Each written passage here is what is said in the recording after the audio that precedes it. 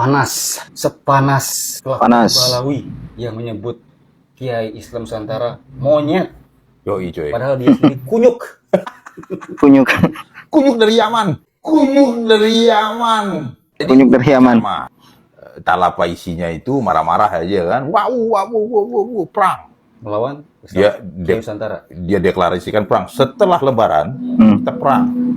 Satu ke Kiai Nusantara. Nantang gitu loh. Pasukan lu mana, pasukan gua sini. Berani hitung-hitungan. Berapa pasukan? Ya itulah nggak tahu ya. Namanya Balawi. Seberapa sih orang Balawi di... Ya namanya juga Balawi. Kedua dia nyebut kiai-kiai, ulama-ulama Nusantara ini monyet. Dia nggak sadar diri. Dia kunyuk. Kunyuk. Kunyuk Yaman gitu kan. Kunyuk Yaman. Semua monyet-monyet ini monyet gitu. Sekarang kan Yaman lagi perang itu di sono. Lu pergi aja ke sono. Ke Yaman. Pulkam, mudik. Mumpung Lebaran ini kan. Lebaran kok masih di Indonesia? Lebaran di Yaman lu. Assalamualaikum warahmatullahi wabarakatuh. Bapak Ibu teman-teman semuanya, berjumpa kembali di channel Ibnu Asmin Official. Mudah-mudahan kita semuanya dalam keadaan sehat walafiat. Amin ya rabbal alamin. Kita sudah mendengarkan dua orang tadi yang mengatakan kalau Habib Rizik itu kunyuk, teman-teman. Astagfirullah. Kunyuk dari Yaman kata yang dua orang ini, teman-teman. Nah, teman-teman, kali ini kita akan mereaksi dua buah video, teman-teman. Yaitu pertama, video ini mengatakan kepada Habib Rizik kalau Habib Rizik itu pulang ke Yaman, teman-teman ya. Yang kedua, ada juga mengatakan bahwa Habib Rizik itu cuma numpang di Indonesia. Oleh sebab itu segera pulang ke Yaman, katanya, teman-teman ya. Coba kita simak berikut ini videonya.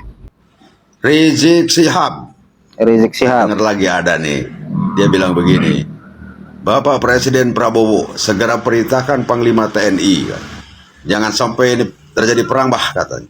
Rizik, ente itu mau perang dengan siapa? Hah? Aduh heran gua sama Rizik Syihab ini. Ente itu mau perang dengan siapa, Rizik? Kalau ente mau ngajak perang, natang-natang perang, jangan di Indonesia.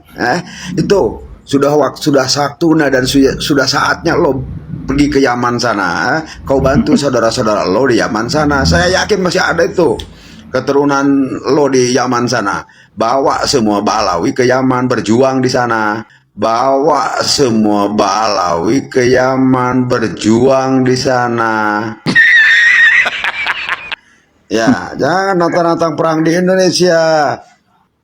Seru juga Bapak ini ya, teman-teman ya, cara penyampaiannya ya.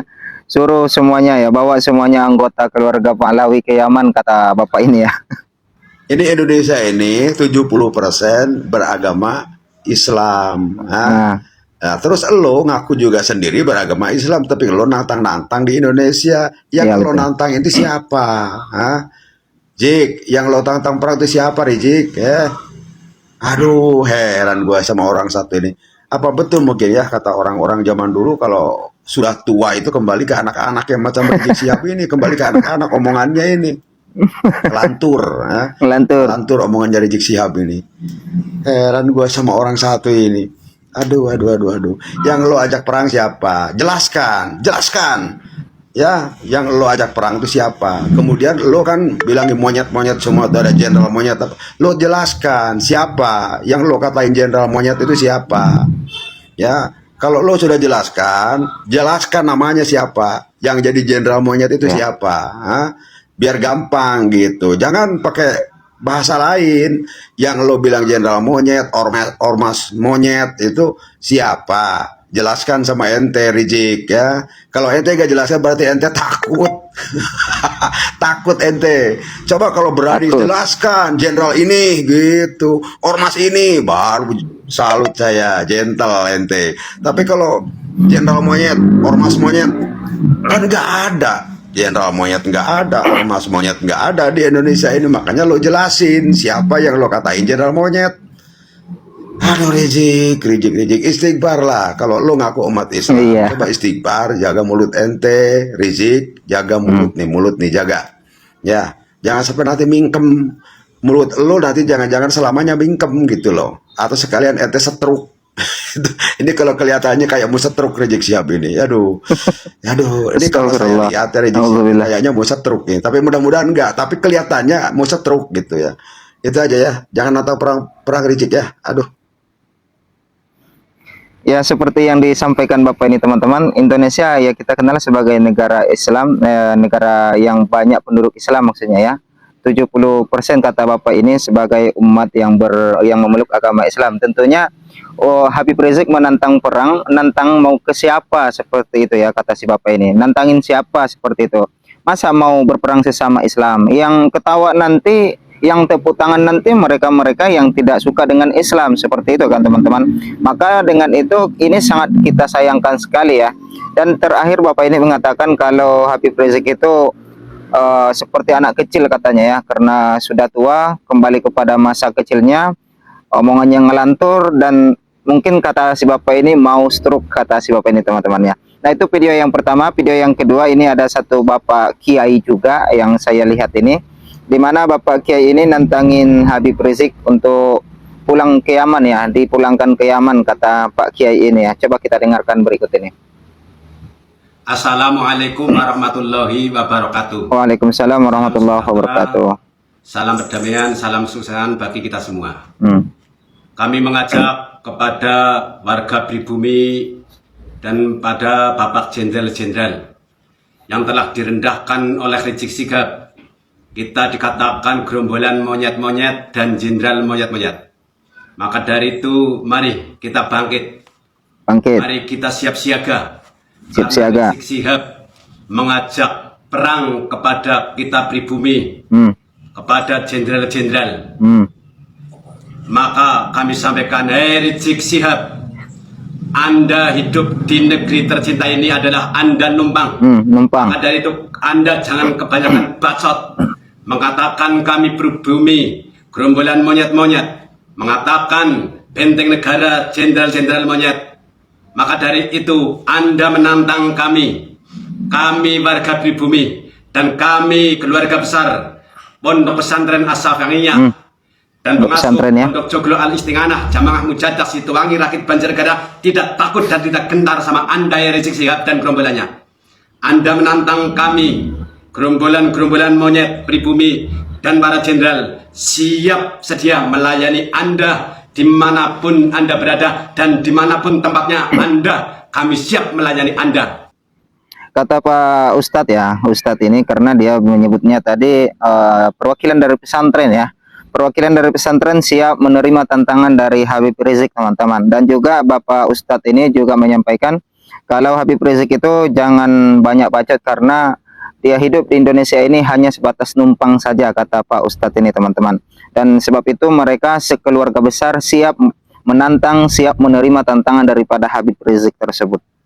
Sebetulnya kami warga masyarakat pribumi, kami yang berorganisasi Nahdlatul Ulama, Nahdlatul Ulama, yang berorganisasi dan pengurus perjuangan Wali Songo Indonesia Laskar Sabilillah, tidak ingin dan tidak mau mempunyai akal pikiran seperti Anda. Kami warga masyarakat dan pengurus anggota perjuangan Wali Songo Laskar Sabilillah ikut serta membentengi NKRI, ikut serta li'ikla'i kalimatillah, ikut serta menghidupkan agama Allah di bumi tercinta ini. Tapi Anda kaum Ba'alawi, kaum Habib, Anda adalah imigran dari Yaman, numpang hidup di Indonesia. Numpang hidup di Indonesia. Tanyakan tinggal.